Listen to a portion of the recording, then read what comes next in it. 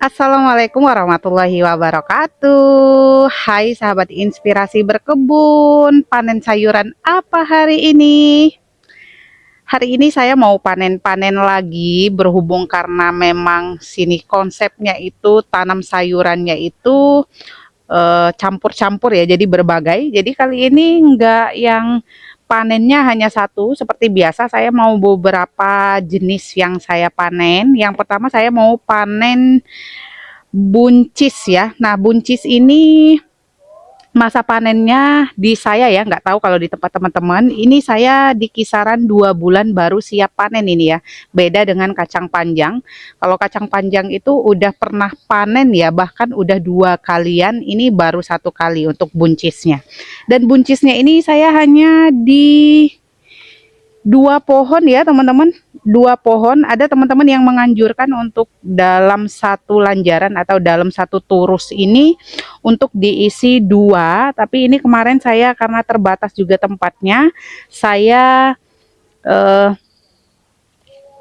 apa namanya, tanamnya hanya satu pohon saja. Dan ini harusnya juga di pruning ya daun-daun yang tuanya supaya maksimal pembuahannya, tapi ini enggak sempat saya pruning ya, karena memang waktunya ke kebun itu kadang terbatas. Dan kadang nggak hanya sayuran saja, saya juga tanaman hias ya teman-teman. Oke, bismillahirrahmanirrahim. Ini tepatnya kisaran di 2 bulan ya untuk buncisnya panen. Nah, ini kemarin di video panenan saya yang panen kacang panjang, teman-teman menyarankan untuk tangkainya itu jangan dipotong karena nanti akan tumbuh buahnya lagi katanya, atau calon bunga. Oke ya, kali ini saya mau panennya dari yang ini ya. Kalau untuk buncis memang iya ya, keluar bunga-bunganya atau keluar calon-calon buahnya. Tapi kalau untuk kacang panjang coba nanti kita cek.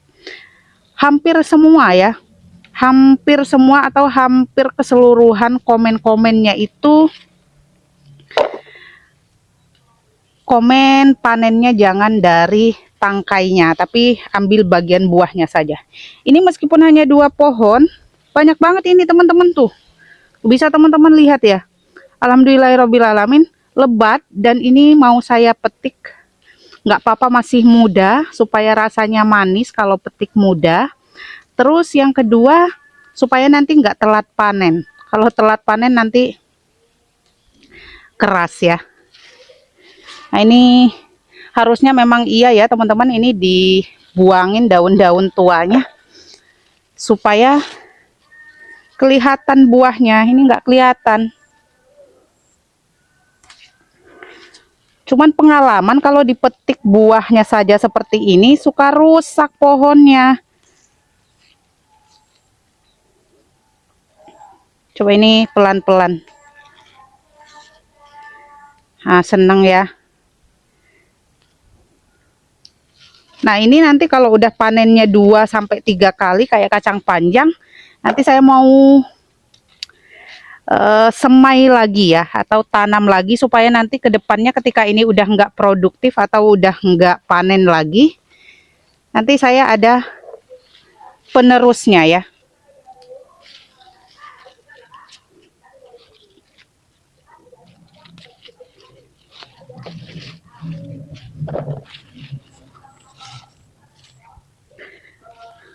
Nah, oke, dapatnya kurang lebih seperti ini ya.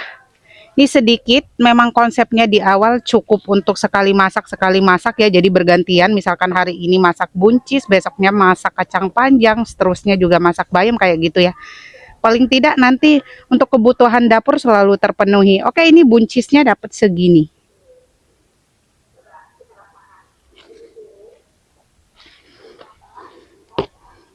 Lanjut di kacang panjang ya. Kacang panjang ini seperti informasi di sebelumnya itu banyak banget yang komen katanya suruh petik di bagian yang seperti ini. Nih, oke ya teman-teman, saya perlihatkan. Ini ya, yang bekas tangkainya itu meskipun tidak dipotong, dia udah nggak keluar bunganya lagi teman-teman. Itu kenapa saya potong dari sini. Nggak tahu ini beda jenis kacang panjangnya atau memang gimana, nggak ngerti ya. Intinya kenapa saya petik dari bagian tangkainya, karena nggak kelihatan ada tumbuh lagi. Tapi ini nanti saya coba ya teman-teman, untuk yang seperti ini nih ya. Ini coba saya petik dulu ya, siapa tahu dari sininya bisa keluar bunga lagi ya. Katanya bisa keluar bunganya lagi. Ini udah banyak yang kelewat panennya.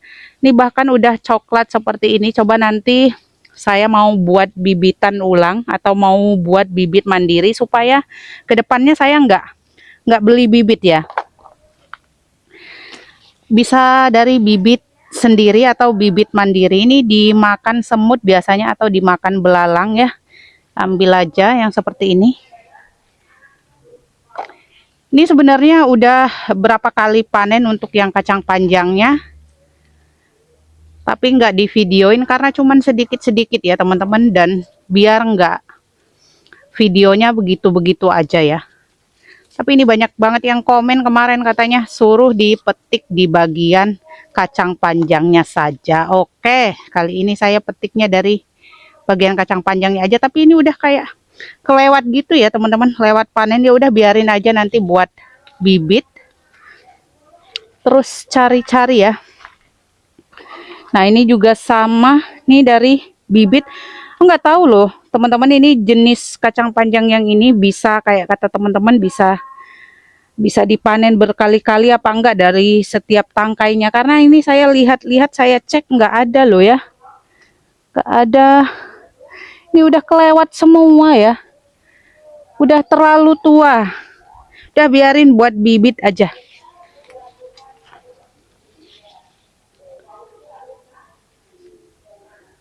Kacang panjangnya tua-tua.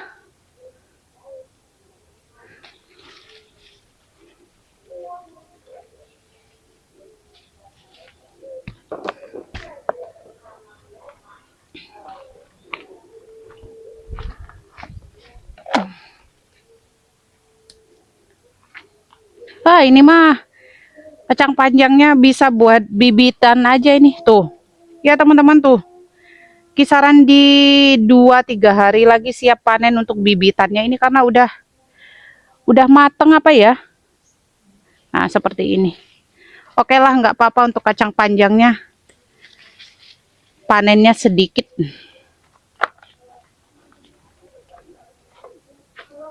Oke, lanjut ke bayam ya. Bayam ini bayam jenis yang bayam Bangkok, yang memang awalnya ini tumbuh sendiri ya teman-teman, terus saya rawat terus jadi rimbun seperti ini. Ini total sudah di 3 kali panen, 4 kali sama ini.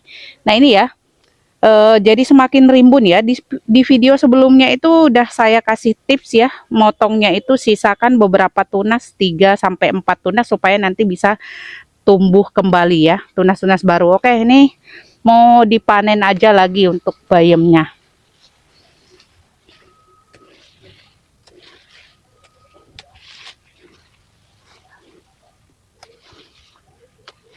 Tuh, untuk bayam jenis ini biasanya untuk saya pribadi punya 1 pohon aja itu udah lebih dari cukup ya teman-teman, karena sekali panen itu bisa hasilnya banyak. Tuh.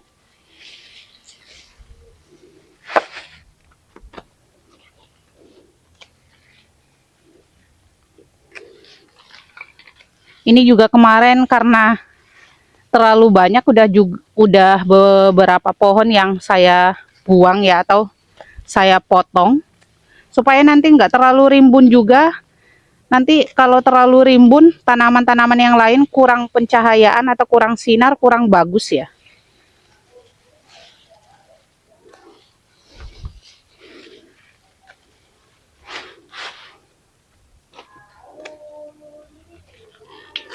Nah ini nanti akan saya usahakan ke depannya, apapun yang ada sayuran di kebun saya ini, untuk bibitnya nggak harus beli ya.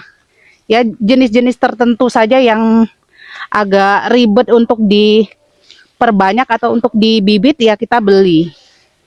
Nah kalau untuk yang mudah ya kita ini aja buat sendiri.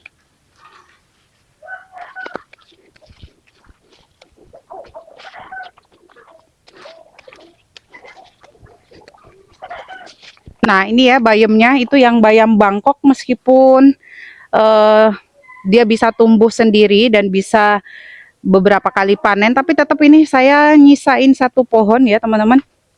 Nih, nyisain satu pohon, bisa teman-teman lihat ini udah tinggi banget ya.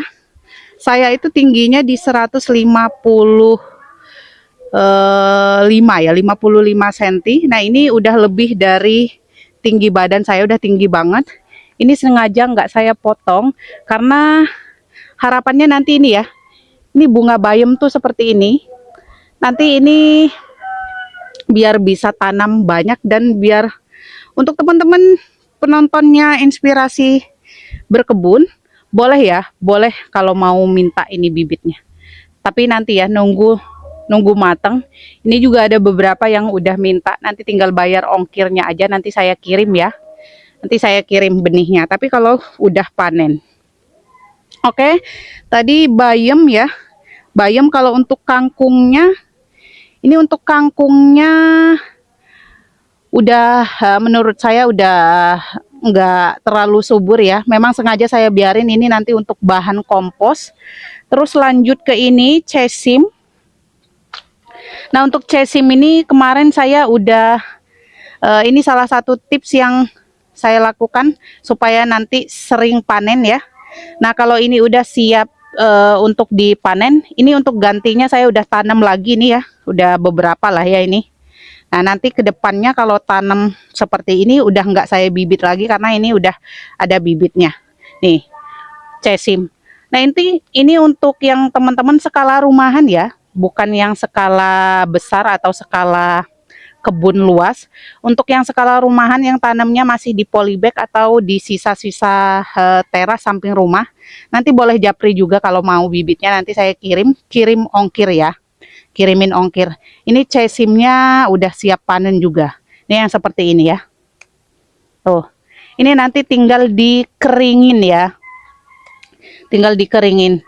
Untuk cesimnya ini dicek dulu ya. Siapa tahu masih muda. Nah, ini udah siap panen ya, teman-teman. Tuh. Udah hitam, udah bagus ya bijinya. Nah, nanti boleh japri yang mau ya, yang mau bibitnya. Ini udah saya panen nih.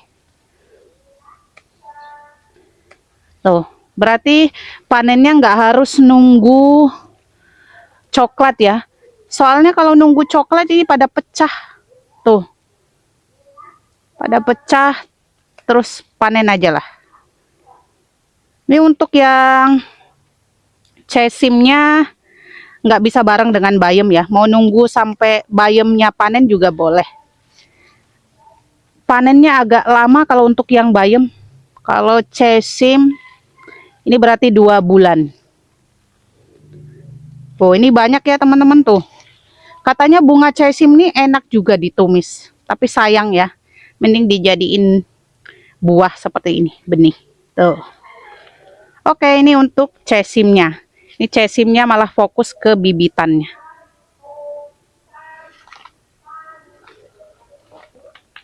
Lanjut ke kemangi ya. Untuk kemangi ini udah beberapa kali saya panen juga. Teman-teman bisa lihat ya. Ini hasil dari panen beberapa kali. Caranya atau tipsnya supaya teman-teman bisa berkali-kali panen untuk kemangi itu sering-sering dipotong. Karena kalau sering-sering dipotong nih ya teman-teman, tuh dia cabangnya semakin banyak. Nanti kalau teman-teman nggak rajin potong untuk kemangi itu malah dia cepat tua, cepat jelek karena dia tumbuh bunganya ya. Nah, itu yang buat si kemanginya itu cepat jelek. Nah, ini juga meskipun enggak saya pakai atau enggak saya masak ya, sering saya jadikan kompos saja. Intinya teman-teman sering-sering potong ya, sering-sering potong supaya nanti pohonnya pendek terus dan rimbun bagus subur ya. Nah, ini yang baru dipotong 2 kali ya, belum terlalu rimbun. Nanti ketika sudah dipotong 3 kali sampai 4 kali semakin rimbun.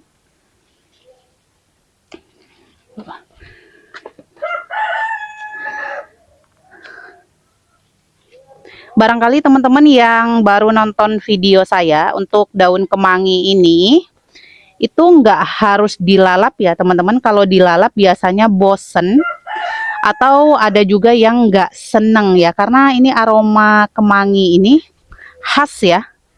Ada yang nggak seneng, itu teman-teman coba deh buat pindang, kuah pindangnya dikasih kemangi, itu enak.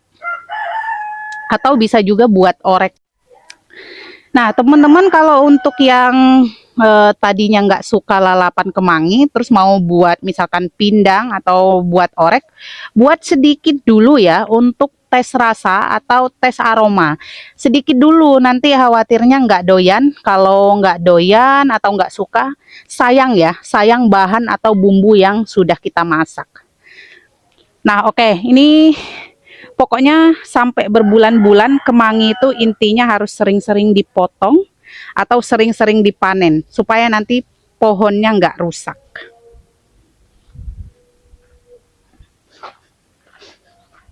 Oke, alhamdulillahirobbilalamin, masih sama seperti di video sebelumnya. Untuk panennya itu ada kemangi ya, kalau ini di kisaran 2 kali masak ya kalau saya ya. Untuk kemanginya taruh di kulkas, taruh di plastik kedap udara, saya yakin semingguan masih aman untuk di kulkas.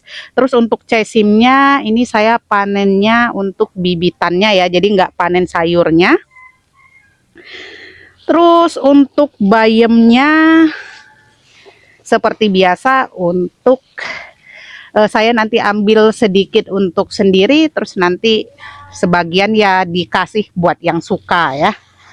Terus untuk kacang panjangnya ya sedikit, karena memang ini banyak yang udah tua, bahkan udah mateng banget. Terus sebagian juga masih saya tinggalin di pohon, itu untuk bibitan ya, untuk bibitan karena mau dipanen juga nanggung, udah mateng, udah empuk. Terus ini ada buncis. Alhamdulillah ya, untuk panen hari ini ya lumayan. Tuh.